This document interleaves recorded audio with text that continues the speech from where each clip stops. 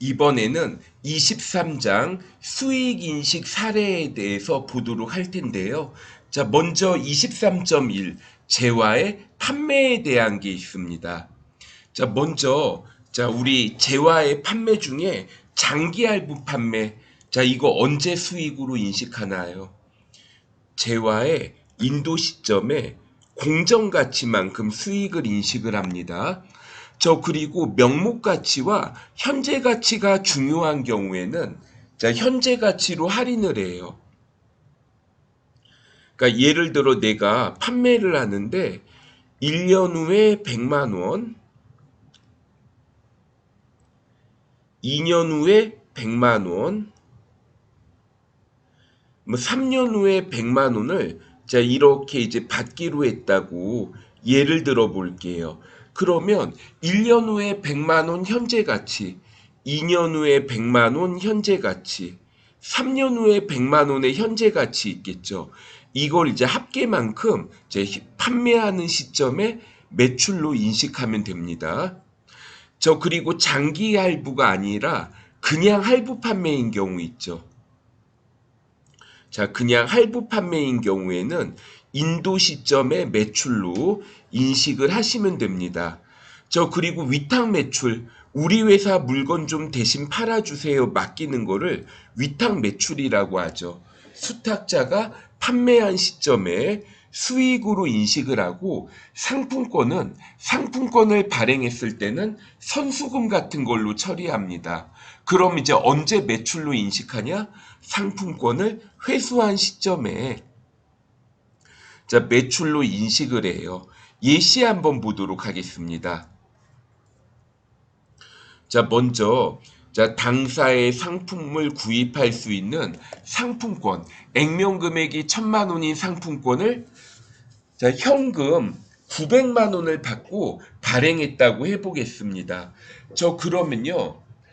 일단 기업 입장에서 현금 900만 원을 받습니다. 그런데 이거 어떤 의무가 있어요? 1,000만 원에 해당하는 상품권을 제공해야 될 의무가 있죠. 그러면 이걸 이제 선수금처럼 처리를 하고, 그런데 현금 900만 원, 선수금 1,000만 원만 적게 되면 차변합계와 대변합계가 다르잖아요. 차변에 뭔가 100만 원을 적어야 되죠. 상품권 할인액이라고 하는데, 이거는 성격이 상품권의 차감 성격이라고 보면 됩니다. 부채의 차감 성격이죠. 이렇게 얘기하면 선생님, 이거 매출액에서 빼야 되는 거 아닌가요? 매출 할인하고 유사한 거 아닌가? 뭐 이렇게 생각할 수도 있을 것 같은데, 이어지는 사례입니다. 상품권의 90%를 회수하였다. 이거 그러면 내가 상품권, 액면금액 1,000만 원인 상품권을 받았는데, 여기에서 이제 90%를 회수합니다. 그럼 이제 90%만큼 매출로 인식을 해요. 그러면은 이 상품권 할인액도 없애줘야 되겠죠. 상품권 할인액은 어떻게 없애줄까요? 여기에서 매출의 차감 계정으로 바꿔주는 겁니다. 그러니까 상품권을 발행했을 때는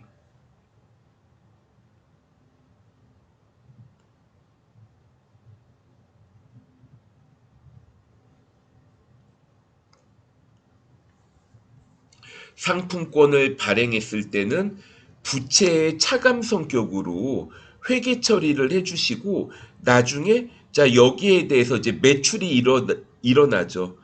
매출을 하게 되면 이 부채 차감 성격인 것을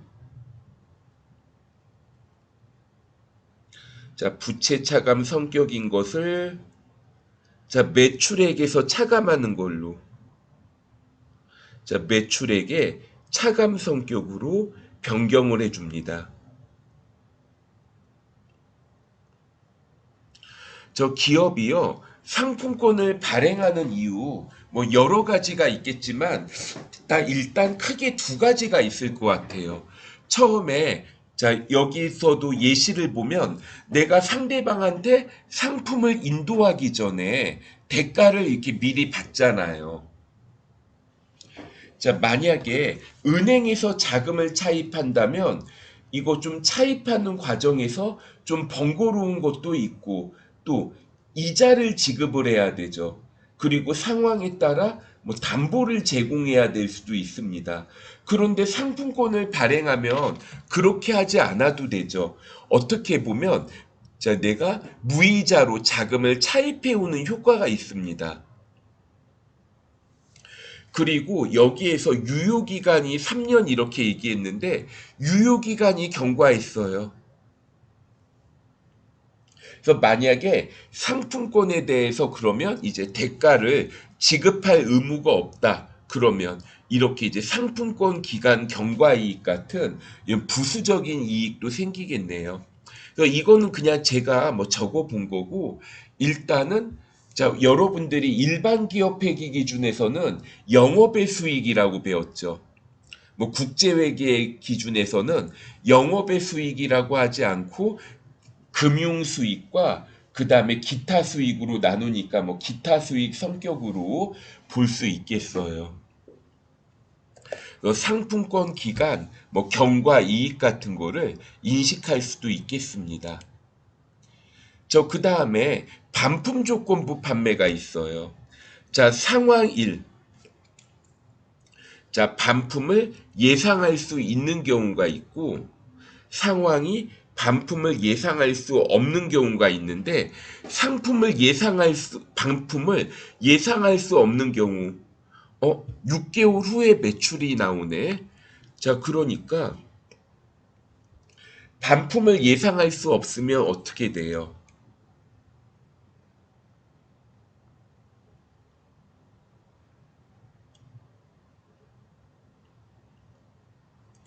자, 반품 가능성이 없어진 시점에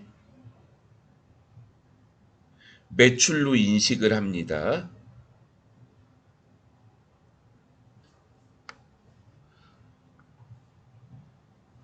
저 반면에 반품을 예상할 수 있는 경우 있죠. 상황이 10%만큼 뭐 반품 예상 이렇게 나오는 경우에는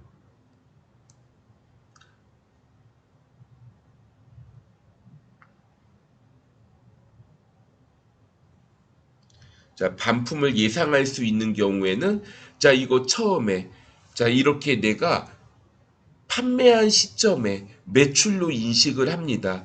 그런데 전부 다 매출을 인식한 게 아니죠. 어떻게 했어요? 인도 시점에 자, 예상 반품률을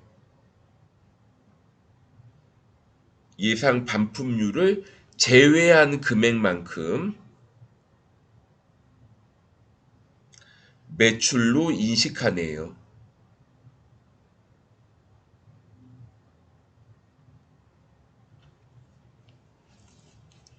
자, 일단 뭐 분기보다는 언제 얼마만큼 매출로 인식하는가, 뭐 이 부분이 중요하겠어요. 자, 그럼 예제 한번 보도록 하겠습니다. 자, 상품을 판매했는데, 자, 원가는 600만 원이고, 할부 대금 이렇게 나와 있고, 매출 총이익을 물어봤네요.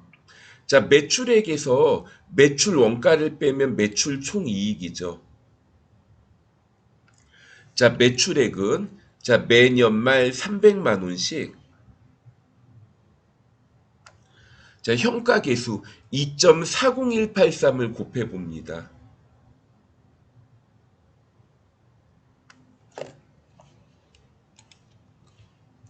자, 그럼 300만 원 곱하기 2.40183 계산해 보면 7205490 나오죠.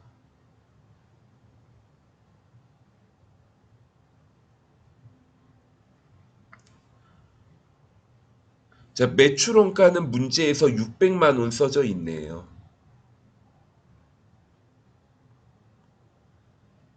그럼 매출 총이익은 어떻게 돼요?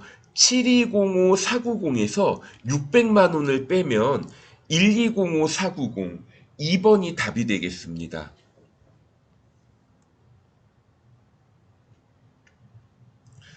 그 다음에 2번 보도록 할게요. 자, 이번에는 판매를 하고 반품을 이렇게 했는데, 자, 이거 반품 가능성을 알죠? 내가 5천만 원만큼 이렇게 인도를 했는데,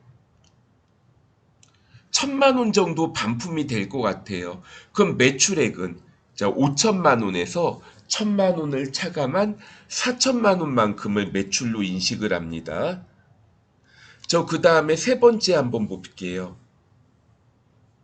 이번에도 반품 가능성을 알고 있죠. 그런데 잠깐만. 문제를 보니까 5천만 원 매출을 했는데 원가가 3천만 원이래요.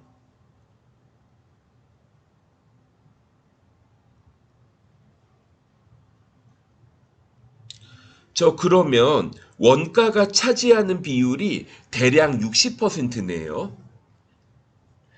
그리고 내가 매출을 했을 때 5천만 원만큼 처음에 매출을 했는데 1,000만 원이 반품될 것 같아요. 그럼 이제 매출원가는 어떻게 돼요? 문제 매출원가 물어봤죠. 처음에 3천만 원만큼 매출원가를 예상을 했는데 이 중에 원가 600만 원이 반품될 것 같다. 그러면 2,400만 원만큼을 매출원가로 계산하실 수 있겠어요.